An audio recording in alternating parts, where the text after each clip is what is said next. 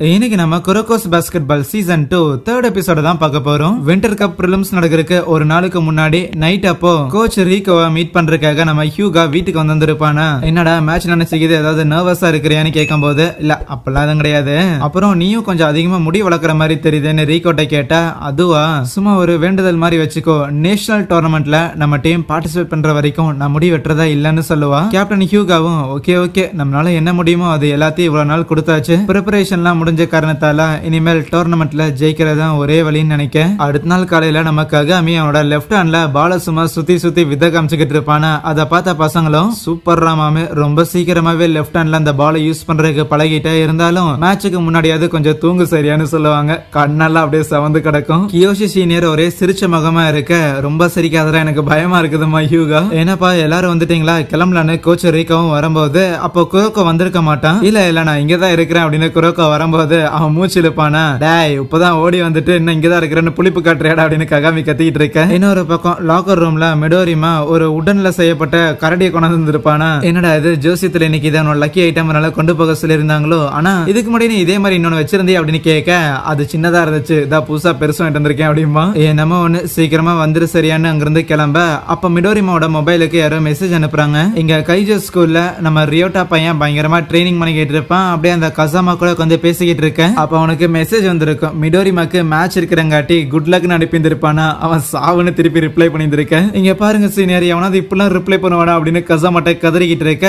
அதுவே இங்க அவன் சும்மா வானத்தை பார்த்து படுத்திருக்கும் போது மோமோ அவங்க வந்துட்டு திருப்பி நீ இப்படி பிராக்டிஸ ஸ்கிப் பண்ணிக்கிட்டே இரு, ஹீரோ பையன் புதுசா ஒரு டெக்னிக் ஒன்னு கத்து வச்சிருந்திருக்கான், நீ ஒழுங்கா அதை எப்படி எதிர்க்கிறது அப்படின்னு பிராக்டிஸ் பண்ணலன்னா நீ கண்டிப்பா தோத்து போயிடுவான்னு சொல்ல. கமோன் நான் என்னதான் பிராக்டிஸ் பண்ணாலும் இங்க எந்த ஒரு டிஃபரன்ஸ் ஏற்பட போறது கிடையாது, எப்படியும் ஜெயிக்க போறது அது நானா மட்டும்தான் இருப்பாம்மா. அதை விட ரொம்ப முக்கியமா வின்டர் கப்ல நம்ம ஸ்கூல் எந்த பிளேஸ பிடிக்க போகுது அப்படிங்கிறது ஆல்ரெடி கேரண்டீட், அதனால அதை பத்தி கவலை பண்ணுங்கிற அவசியம் இல்லைன்னு சொல்லுவானா. இன்னொரு பக்கம் இந்த யோசனுங்கிற ஸ்கூல்ல டட்சியாவும் முராசக்கியும் சும்மா பேசிட்டு வரும்போது இப்ப நடக்க போற இந்த வின்டர் கப் டோர்னமெண்ட் இருக்குதுல்ல, இதுல ரெகுலர் பிராக்கெட் ஸ்பெஷல் பிராக்கெட்னு சொல்லி டீம்ஸ் ரெண்டு விதமா பிரிச்சிருக்காங்க. அண்ட் ஸ்பெஷல் பிராக்கெட்ல யார் இருப்பாங்கன்னா இன்டர் ஹை ஸ்கூல் டோர்னமெண்ட்ல top first and second place பிடிச்ச ரெண்டு ஸ்கூல், அதாவது அவமேனோட டோவோங்கிற ஸ்கூலும் அக்காஷியோட அந்த ரக்குசானுங்கிற ஸ்கூலும் ஸ்பெஷல் பிராக்கெட்டை சேர்ந்தவங்க.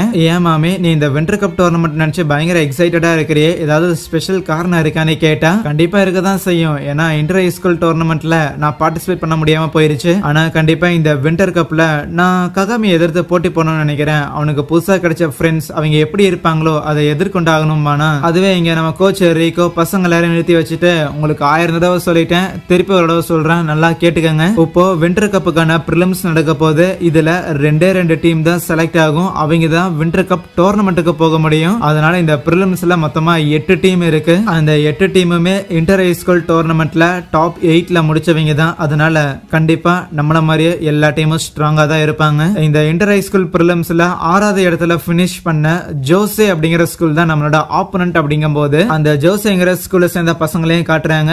லாக்கர் ரூம்ல சும்மா நம்ம ஹீரோஸ் ஆப்போனன்ட்ல, அதனால அதை பத்தி தான் பேசிக்கிட்டு இருக்கேன். கண்டிப்பா அந்த ககாமிங்கிறவன் பயங்கர பிரச்சனையா இருப்பான்னு தெரியும், இருந்தாலும் அந்த சேரின் ஸ்கூலுக்கும் ஒரு வீக்னஸ் இருக்கதான் செய்யுது, அதை யூஸ் பண்ணி ஈஸியாவே தோக்கடிச்சிடலாம் அப்படின்னு பெரிய நம்பிக்கையோட தான் இருப்பானுங்க. நம்ம பசங்களும் மேட்ச்ல இறங்கும் போது கியோஷி அப்படியே சிரிச்சுக்கிட்டே இருப்பாரா. ஏன் சிரிச்சு பயமுறுத்துறேன்னு கேட்டதுக்கு இல்ல ரொம்ப நாள் கழிச்சு கோர்ட்ல இறங்குறேன்னா அதனால ஜாலியா இருக்குதுங்க போது தெய்வமே மேட்ச் ஜெயிச்சு கொடுத்துட்டு அதுக்கப்புறம் ஜாலியா இருந்துக்கப்பான்னு ஹியூகா சொன்னாலும் அப்பவே சிரிச்சுக்கிட்டே இருப்பானா. அப்ப அந்த ஜோசேங்கிற பசங்களும் வரானுங்க. அதுல ஒரு பையன் நம்ம கியோஷியை பார்த்துட்டு ஷாக் ஆகுறான். கூட இருக்கிறீங்களா என்னடா மேட்டர்னு கேட்டா அப்பதான் சொல்றான், ஆக்சுவலி அந்த கியோஷிங்கிறவன் மிடில் ஸ்கூல் படிக்கும் போது இந்த ஜெனரேஷன்ஸ் ஆஃப் மிராக்கிள் அப்படின்னு சொல்லிட்டு ஒரு பயங்கர பவர்ஃபுல்லான ஒரு டீம் இருந்தாங்க தான். ஆனா அவங்களுக்கு ஈக்குவலா இன்னொரு ஒரு செட் ஆஃப் டீம், அவங்களும் ஃபுல் அண்ட் ஃபுல் ப்ராடஜிஸால மட்டுமே நிரப்பப்பட்ட ஒரு டீம். அவங்க பெருசா ஜெனரேஷன்ஸ் ஆஃப் மிராக்கிள் அளவுக்கு வெளியில தெரிய வரல அப்படின்னாலும் அதுல ஒன் ஆஃப் த ஸ்ட்ராங்கஸ்டான அயன் ஹார்ட்ங்கிற நிக் நேம் வாங்கின சென்டர் பிளேயர் அந்த கியோஷின்னு சொல்ல. அதுக்கப்புறம் மேட்சும் ஆரம்பிக்குது. பார்த்தா உள்ள இறங்கினோடனே நம்ம ககாமி பயங்கர அக்ரெசிவ் ஆட ஆரம்பிப்பானா. ரொம்ப நேரம் பால கையில வச்சு ஒயிட் பால் ஆக்குறதுன்னு சொல்லி சொதப்பிக்கிட்டு இருக்க. இருந்தாலும் ஒன்னும் பிரச்சனை இல்ல, இப்பதானே ஆரம்பிச்சிருக்கு பாத்துக்கலாம் அப்படின்னு ஸ்லோ டவுன் ஆகுறாங்க. கியோஷியும் அப்படிதான் இருக்கிறான், அப்படியே சிரிச்சுக்கிட்டே ஒன்னும் பிரச்சனை இல்ல ககாமி மேட்ரே கிடையாது தெரியுமா அப்படின்னு அவன் தலையில வச்சு தட்டிக்கிட்டே இருப்பானா. அவன் சும்மா பேசும்போது எல்லாமே நம்ம ககாமியோட தலையில தட்டிட்டே இருக்கும்போது முதல்ல அவனுக்கு கடுப்பாகும், யோ வலிக்குதியான்னு. ஆனா ஒரு பாயிண்ட்டுக்கு மேலதான் ககாமி ரியலைஸ் பண்றான், ஆமா அவன் சும்மா ஏன் என் தலையில கை வச்சதுக்கு எனக்கு வலிக்குது, ஆனா ஆமா என் தலையே பெருசு, என் தலையை மொத்தமா சுலபமா பிடிக்கிற அளவுக்கு அவன் கை இருக்குதுன்னா அவன் என்ன அவ்வளவு பெருசா இருக்கிறான்னு யோசிக்க.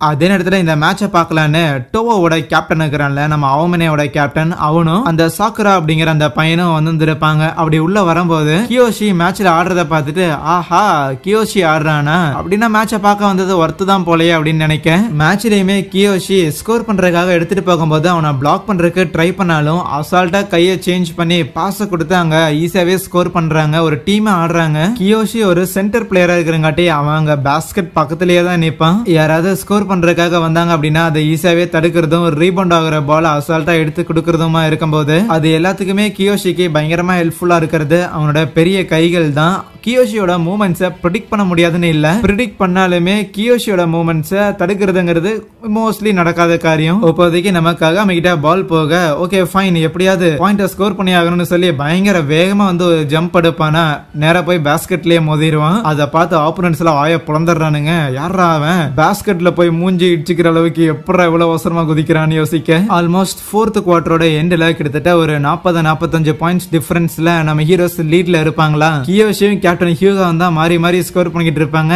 எனக்கு ஏதாவது விட்டு வைங்கடா அப்படின்னு ககாமி கொந்தளிச்சுக்கிட்டே இருக்க. ஹீரோ தான் கிட்ட போயிட்டு சும்மா ஏதோ ஒன்று வளரிட்டு இருக்காத, அவங்களோட மொத்த பிளேயர்ஸையும் நீ ஒரு பக்கம் அட்ராக்ட் பண்ணி வச்சுக்கிற, உன்னை தடுக்கிறதுக்காகவே எல்லாரும் ட்ரை பண்றாங்காட்டி ரொம்ப ஈஸியா நம்ம ஆளுங்களால ஸ்கோர் பண்ண முடியுது. அது மட்டும் இல்லாம அங்க ஆடியன்ஸ்ல பாரு மேட்சை பாக்குறதுக்காக டோவோட பசங்க வந்திருக்கானுங்க. அப்படின்னா என்ன, கண்டிப்பா இன்னைக்கு நம்ம மேட்ச்ல எப்படி விளையாண்டோம் அப்படிங்கிற விஷயம் அவமனேயோட காதுக்கு போக தான் போகுது. அதனால இன்னைக்கு ப்ராப்பரா கொஞ்சம் ஆடி நாம திருப்பியும் டோவோவை தோக்கடிக்க இருக்கு. உன்னோட பிளேயிங் ஸ்டைல் மூலமா ஒரு வாரம் ஒண்ணு நீ டிக்ளேர் பண்ணணும்னு சொல்லுவானா. இப்படி குரோக்கோ கிளிப்பிள்ளைக்கு சொல்ற மாதிரி பாடம் எடுத்தாலும் ஏதாவது ஒண்ணு பண்ணணும்டா அப்படின்னு அப்படியே கொழுந்துட்டு எரிஞ்சுக்கிட்டு இருப்பான் ககாமி. இன்னும் ஒரு சில நொடிகள் மட்டும்தான் இருக்க.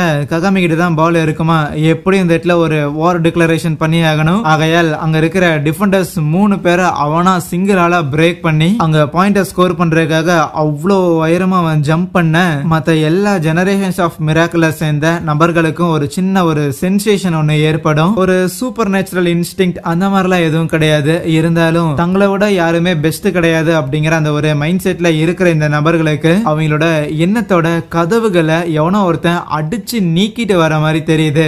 ஏன்னா இந்த 5 பேரும் அந்த ஜெனரேஷன்ஸ் ஆஃப் மிராக்கிள் அப்படிங்கிற அந்த டைட்டிலுக்கு வரக்கு கதவை ஒன்னும் தட்டிட்டு வரல, இதே மாதிரி தான் அடிச்சு நீக்கிட்டு வந்தாங்கன்னு ஒரு சின்ன வாய்ஸ் ஓவர். அதுவே ககாமி அங்க பாயிண்ட ஸ்கோர் பண்ணி கரெக்டா நிக்க முடியாம கீழே பொத்துன்னு விழுந்திருப்பானா. பிளஸ் மேட்சையும் ஜெயிச்சிருந்திருக்காங்க. இத பாத்துக்கிட்டு இருந்த அந்த சக்குராங்கிற பையன் ஓ என்ன அந்த ககாமி இப்படி ஆடுறான், மேபி வின்டர் கப்ல பிரிலிம்ஸ்ல அவங்க ஜெயிச்சிருவாங்க போலயேன்னு சொல்லும் போது அவ்வளவு சீக்கிரம் முன்முடிவுக்கு வராது, புயலே இனிமேல் தான் ஆரம்பிக்க போகுதுன்னு அந்த கேப்டன் சொல்ல அங்கே இந்த ஒரு எபிசோடை முடிக்கிறாங்க. So yeah, thank you.